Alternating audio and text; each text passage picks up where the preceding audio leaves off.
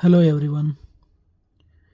ಇವತ್ತು ನಾವು 8ನೇ ತರಗತಿಯ ಘಾತಾಂಕಗಳು ಮತ್ತು ಘಾತ ಸೂಚಿಗಳು ಎಂಬ ಪಾಠದ ಬಗ್ಗೆ ತಿಳಿದುಕೊಳ್ಳೋಣ.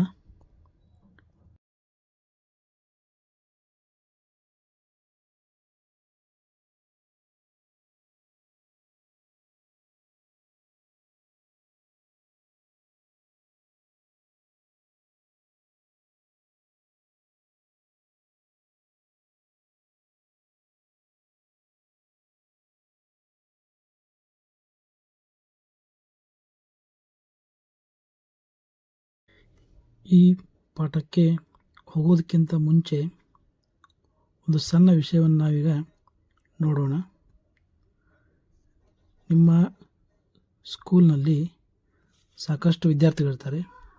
ಅದರಲ್ಲಿ ಕೆಲವರು 35 kg, 40 kg, 45 kg, 50 kg ಹೀಗೆ ಅನೇಕ ತೂಕಗಳನ್ನು ಹೊಂದಿರ್ತಾರೆ. ಈ ತೂಕಗಳನ್ನು ನೋಡ್ರಿ, ಈ ತೂಕಗಳನ್ನು ನಾವು ಈಸಿಯಾಗಿ ಓದ್ಬೋದು.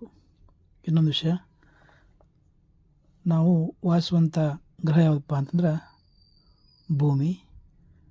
ಹಾಗಾದರೆ ಈ ಭೂಮಿಯ ತೂಕ ಎಷ್ಟು?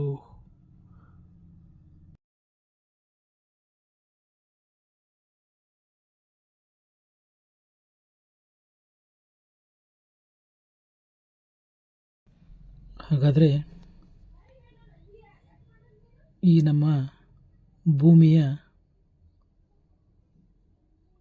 ತೂಕ ಎಷ್ಟು ಅಂಥೇಳಿ ನಾವು ನೋಡೋದಾದರೆ,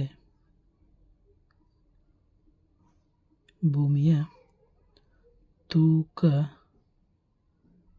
ಎಷ್ಟು ಅಂತ ನೋಡೋದಾದರೆ ಅದು 5, 9, 7, 0, 0, 0, 0, 0, 0, 0, 0, 0, 0, 0, 0, 0,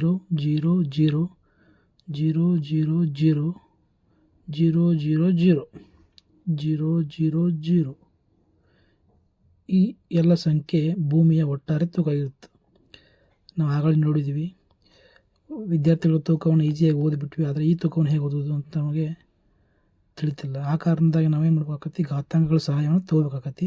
ಇಲ್ಲಿ ನೋಡಿರಿ 597 ಆ್ಯಸ್ ಇಟ್ ಇಸ್ ಬರಿಬೇಕು ಮೊದಲೇಕೆ. ಆಮೇಲೆ ಇಲ್ಲಿ ಎಷ್ಟು ಸೊನ್ನೆಗಳದಾವ, ಸೊನ್ನೆಗಳನ್ನೆಲ್ಲ ಎಣಿಸ್ಬೇಕಾಗತ್ತೆ. ನಾವು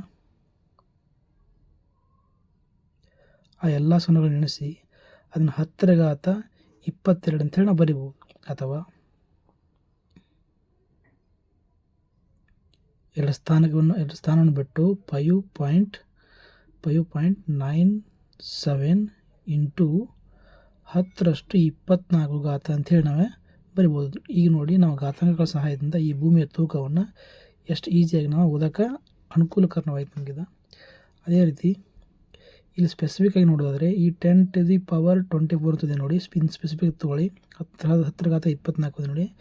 ಇದರಲ್ಲಿ ಈ 10 ಅನ್ನುವಂಥ ಒಂದು ಸಂಖ್ಯೆ ಏನಿದೆಯಲ್ಲ, ಈ ಸಂಖ್ಯೆ ಆಧಾರ ಸಂಖ್ಯೆ ಅಂತ ಕರಿತಾರೆ. ಇದಕ್ಕೆ ಆಧಾರ ಸಂಖ್ಯೆ. ಅದೇ ರೀತಿಯಾಗಿ ಈ 24 ಅನ್ನೋದು ಏನಿದೆಯಲ್ಲ, ಈ 24 ಅನ್ನೋದು ಇದು ಘಾತ ಸೂಚಿ ಸಂಖ್ಯೆ. ಇದು ಘಾತ ಸೂಚಿ ಸಂಖ್ಯೆ.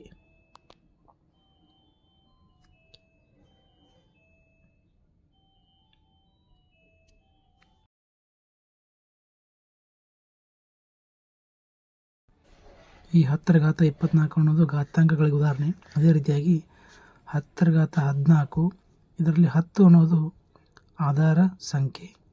ಅದೇ ರೀತಿ 14 ಅನ್ನೋದು ಘಾತ ಸೂಚಿ ಸಂಖ್ಯೆ. 10⁻8 ಇದರಲ್ಲಿ 10 ಅನ್ನೋದು ಆಧಾರ ಸಂಖ್ಯೆ, 8 ಅನ್ನೋದು ಘಾತ ಸೂಚಿ ಸಂಖ್ಯೆ. ಅದೇ ರೀತಿಯಾಗಿ 4⁻6 ಇಲ್ಲಿ 4 ಅನ್ನೋದು ಆಧಾರ ಸಂಖ್ಯೆ, 6 ಅನ್ನೋದು ಘಾತ ಸೂಚಿ ಸಂಖ್ಯೆ.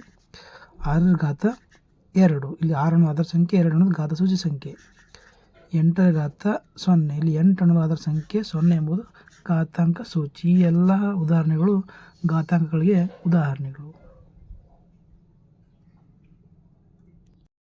ಹಾಗಾದರೆ ಈ ಘಾತಾಂಕಗಳು ಮತ್ತು ಘಾತ ಸೂಚಿಗಳಲ್ಲಿ ಈ ಘಾತಾಂಕಗಳು ಎಂದರೆ ಒಂದು ಡೆಫಿನೇಷನ್ ನೋಡೋದಾದರೆ, ಯಾವುದೇ ಒಂದು ಸಂಖ್ಯೆಯನ್ನು ಎಷ್ಟು ಬಾರಿ ಗುಣಿಸಬೇಕೆಂಬುದನ್ನು ಸೂಚಿಸುವ ಸಂಖ್ಯೆಯನ್ನು ಘಾತಾಂಕಗಳು ಅಂತ ಕರೀತಾರೆ.